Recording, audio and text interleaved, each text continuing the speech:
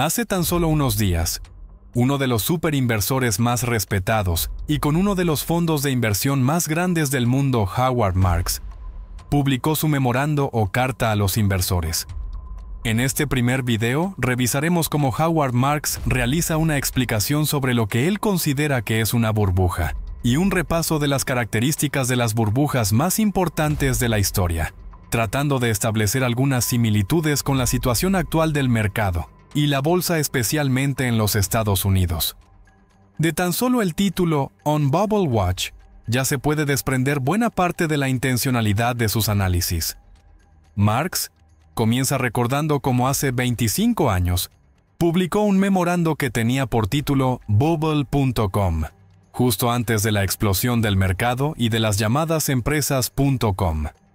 Para ese momento, Marks mostraba cómo en ese momento él consideraba que se tenía un comportamiento irracional con respecto a las acciones de empresas relacionadas con Internet y la tecnología. Posteriormente, Marks recuerda cómo a comienzos del siglo XXI, los inversores observaron dos de las mayores burbujas especuladoras de la historia.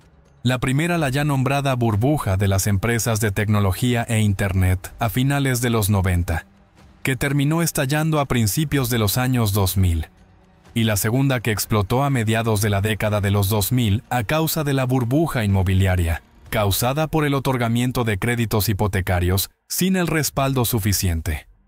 Marks continúa reconociendo que las llamadas 7 magníficas olas, empresas con mejor desempeño del S&P 500, como son Apple, Microsoft, Alphabet, Amazon, Nvidia, Meta y Tesla, son las compañías que han dominado al S&P 500 y, en palabras textuales, han sido responsables de una parte muy desproporcionada, y ojo a este término, de sus ganancias.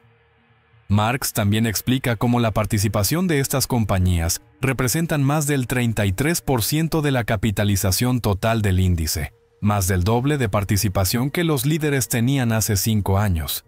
Y recuerda cómo la mayor participación de las 7 principales acciones del S&P 500 en los últimos años fue hace ya 28 años con el 22%, en el año 2000.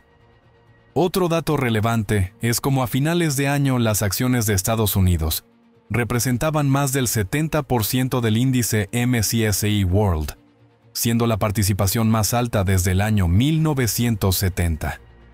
Como una primera conclusión, entonces las empresas americanas valen mucho en comparación a las compañías de otras regiones, y las acciones de las llamadas 7 magníficas valen una mayor proporción con relación al resto del mercado. La pregunta que se plantea Marks es entonces si esto es una burbuja. Marks entonces trata de realizar una definición del término burbuja. En su criterio, tanto los términos crash o burbuja son más estados mentales que cálculos cuantitativos. Una burbuja no solo es el reflejo de un rápido aumento del valor de las acciones, sino que también es una manía temporal en donde se tienen una exuberancia extremadamente irracional, que se caracteriza por una adoración absoluta de las empresas o activos en cuestión, acompañado de la creencia de que estas empresas no pueden fallar, sumado a un miedo masivo o FOMO, por no quedarse atrás si uno no participa. En las burbujas no hay precios demasiado altos para las acciones, y se observa cómo los compañeros de trabajo o familiares poseen los activos que se valorizan, por lo que hay un precio máximo al que se deberían comprar. Marks recuerda como una nota del libro, La historia de crisis de Robert Aliber, en donde se propone cómo no hay nada más perturbador para el bienestar y el juicio de una persona que ver a un amigo hacerse rico. Entonces, para identificar una burbuja, si bien se pueden tener en cuenta parámetros de valoración, en su criterio son más eficaces los criterios psicológicos. Para Marks, cuando escucha que no hay un precio demasiado alto, o que, si bien hay un precio demasiado alto, pero que aún no se ha llegado a ese punto, es una señal segura de que se está gestando una burbuja. Marks explica las características de las 3 etapas de un mercado alcista. En la primera etapa, después de un caída o desplome del mercado, la mayoría de los inversores están muy desalentados aún con heridas de las pérdidas. En ese momento, solo pocas personas son capaces de imaginar que en el futuro puede haber una mejora. En la segunda etapa del ciclo, comienza la recuperación de los mercados, la economía y las compañías. Y la mayoría de las personas reconocen que está ocurriendo esta mejora. En la tercera etapa, después de un periodo de excelentes noticias económicas, los beneficios de las empresas siguen al alza y las acciones se han valorizado considerablemente, pero la mayoría de la gente considera que las cosas pueden ir mejor por siempre. Por lo tanto, las inferencias importantes no necesariamente vienen de sucesos económicos o corporativos.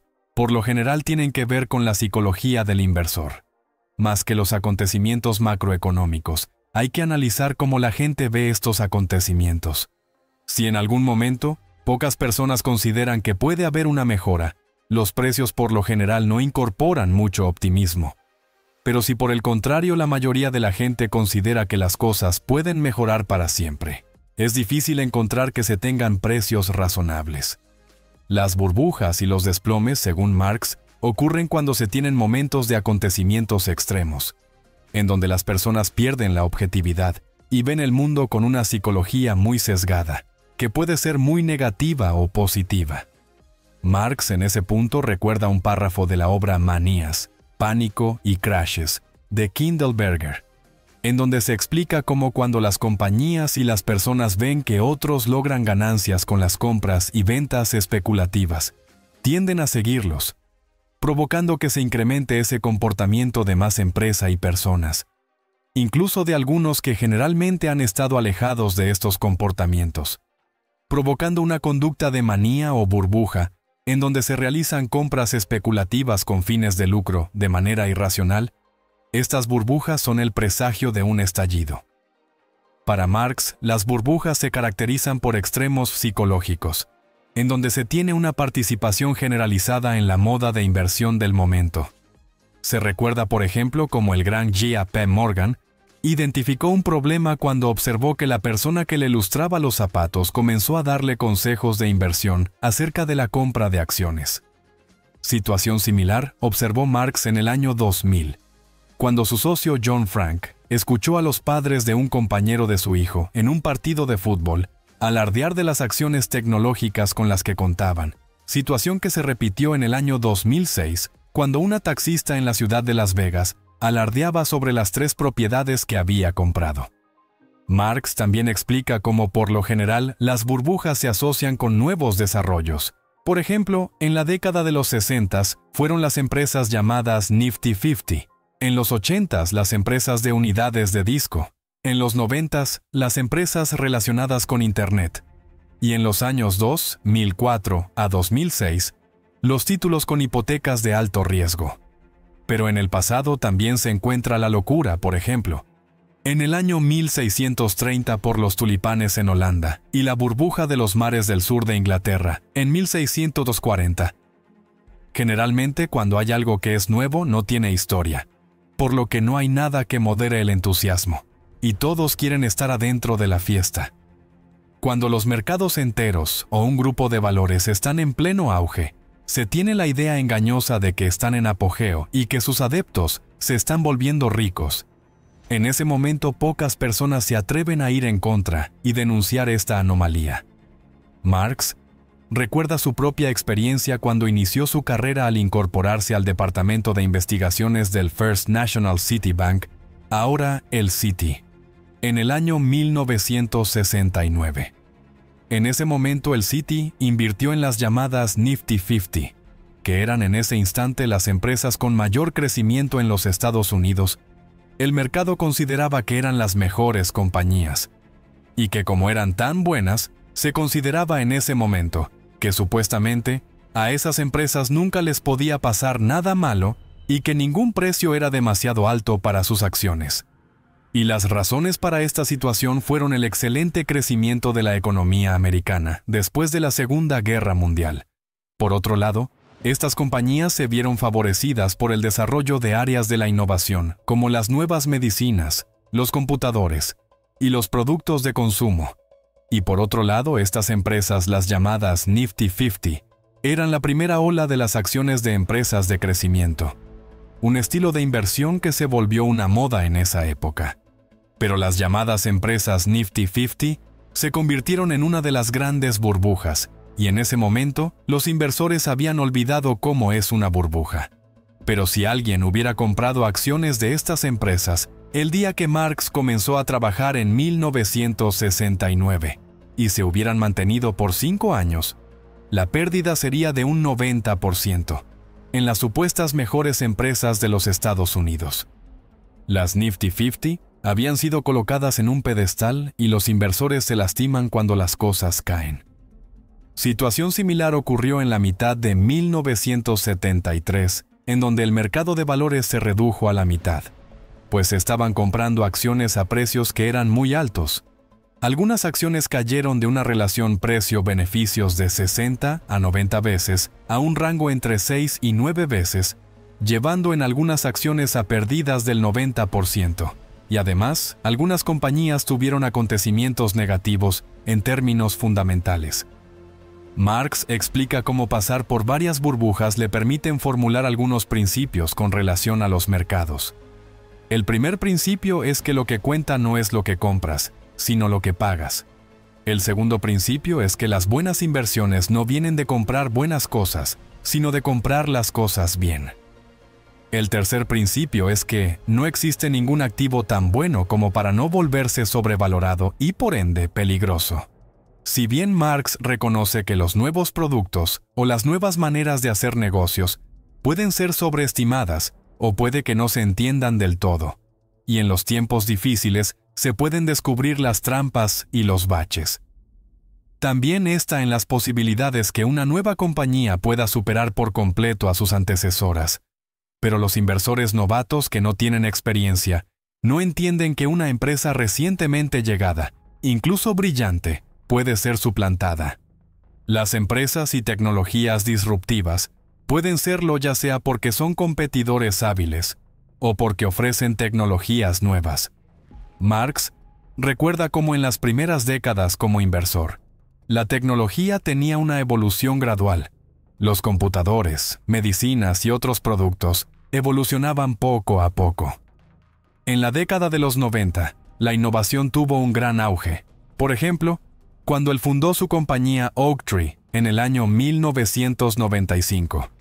Pensaba que podía contar con solo WordPerfect y Lotus 1, 2, 3.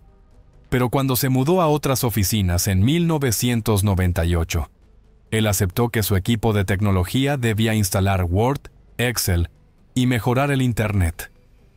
Gracias al auge de ese momento, los inversores consideraban que Internet cambiaría el mundo, provocando una gran cantidad de demanda de productos y servicios relacionados con Internet. Incluso las acciones de las compañías de comercio electrónico al salir a bolsa con precios altos, llegaban a triplicar su precio el primer día. Pero si bien en cada burbuja hay algo de verdad detrás, por lo general se va demasiado lejos. Y si bien Internet, si cambió el mundo por completo, la mayoría de las compañías de Internet y comercio en línea, que crecieron a finales de los años 80, terminaron a finales de los años 90 sin ningún valor. Incluso Marx recuerda cómo The Wall Street Journal publicaba una tabla con un listado de acciones que habían caído un 90%. Marx explica cómo cuando algo está en lo alto de la popularidad, el riesgo de una caída es muy alto, especialmente si las personas piensan y valoran que las cosas solo pueden seguir mejorando, y en esos casos, los daños causados por las sorpresas negativas pueden ser profundos.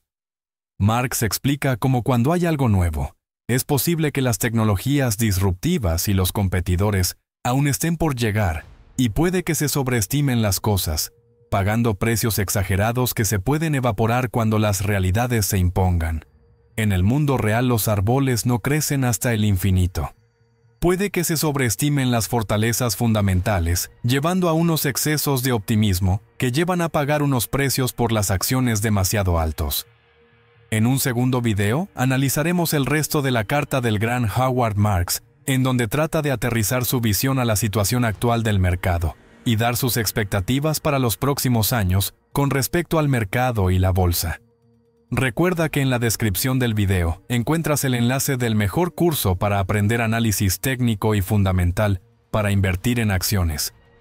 Igualmente se encuentra el enlace de la mejor plataforma para comprar acciones de la bolsa, regulada en los Estados Unidos.